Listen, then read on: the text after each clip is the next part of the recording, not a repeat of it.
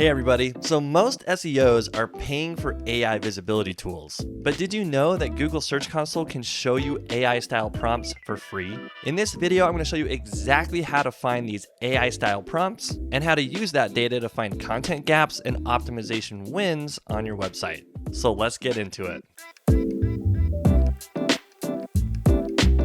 All right, so before I show you the exact steps on how to do this, let's just quickly talk about why this is even important. It's no secret that with AI search behavior is changing. People aren't just typing in SEO services anymore into Google. They're typing something in much more specific, like how do I know if my website is optimized for AI search? Or what's the best way for me to improve my local SEO without having to hire an agency? These are long, conversational, prompt-like searches that people are typing into AI search, Google, and other AI tools. And instead of guessing how many of these AI prompt-like searches are relevant to your website, you can actually see this data inside of Google Search Console. And I'm going to show you exactly how to find that right now. All right, so the very first thing that you're going to want to do is access the right window inside of Search Console to do this. Now, depending on your website, Search Console will look a little differently depending on if it's rolled out some of these extra features to you or not. You will be able to do this no matter what version of Search Console that Google is choosing to show to you, but let me just give you a quick example. So in this website, the bkacontent.com website that we're going to use as an example today, I have a performance tab here with search results. So if yours looks like this, choose search results to be able to see this graph. Now, if you don't see that, you might see something like this. For example, on this website, there's just a performance tab, same thing. Just click on that performance tab and it will bring up the exact same chart. All right, so we're gonna move back to the BKA content example here, but the very first thing that you need to do is change the date range to 12 months. So you're just gonna do that by clicking the More tab here and change it to the last 12 months and hit apply. What this is gonna do is give us all the query data over the last year. So now that the time range has been changed to the last 12 months, the next thing we're going to use is a regex code. And regex just simply means a regular expression. So all you're going to do is click on Add Filter up here at the top, and you're going to pick Query because we're looking at queries. Now the next thing that we need to do is change this to regex. So you're going to click the drop down and there's going to be a custom regex option. You don't need to do anything else here on the right, but right here is where we're going to put in the regex code. I'm not going to explain what this means. All you have to do is take it. I'm going to put it in the link in the description below, but you're just going to copy and paste this right here into this field. So this is what it looks like. It kind of looks like gobbledygook, but there's only one number that we need to pay attention to and that we're going to change as we continue to go through this, and I'll show you why.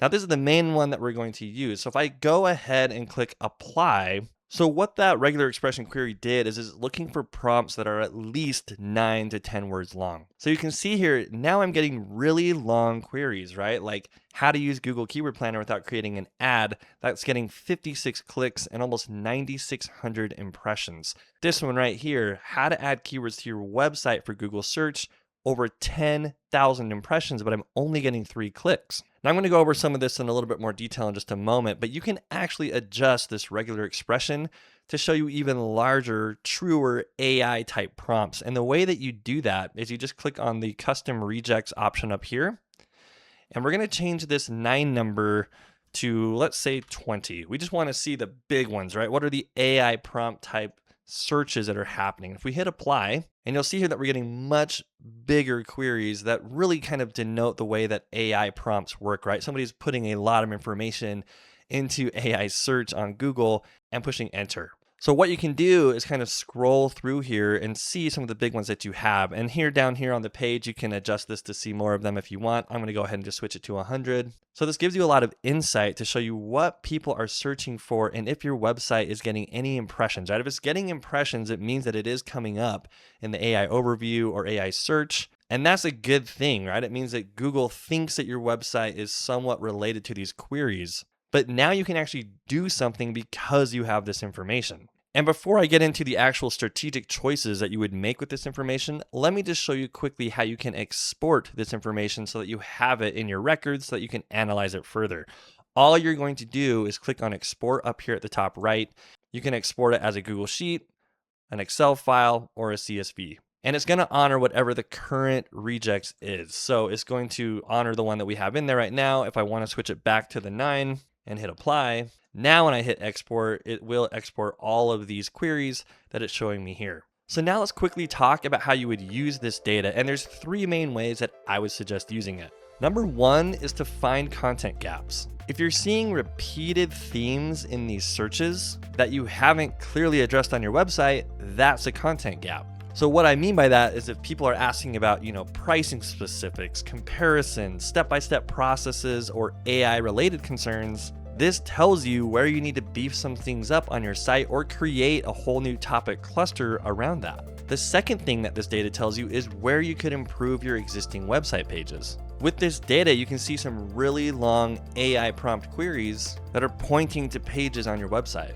And this means that you may need to create clearer answer summaries on your page, FAQ sections, more direct language, or better headings that match how people are actually asking this question based on the data. So instead of optimizing for short keywords, you can start aligning with more of the natural language that AI search and AI tools are using. Now, this doesn't mean that you shouldn't have the shorter keywords in there. It just means that you can continue to flesh out the topic cluster and topical authority around the natural language that people are using. The third way that you can use this data is by tracking AI prompt style queries and if they're growing or not for your website.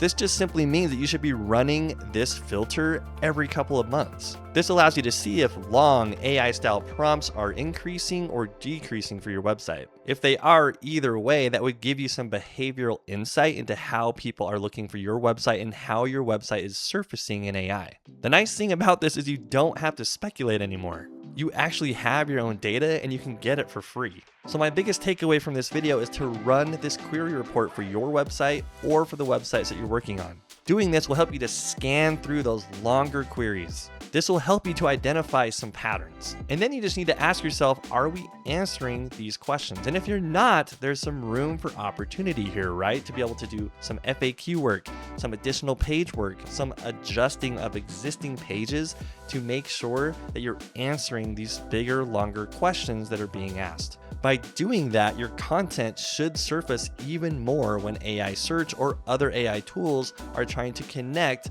that query to your website.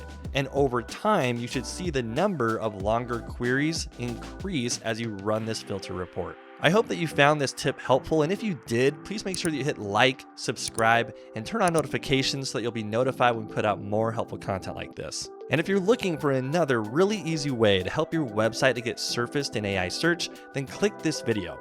In this video, we go over how important your About Us page is and how Google and other AI tools are actively searching for it to understand what your business is about.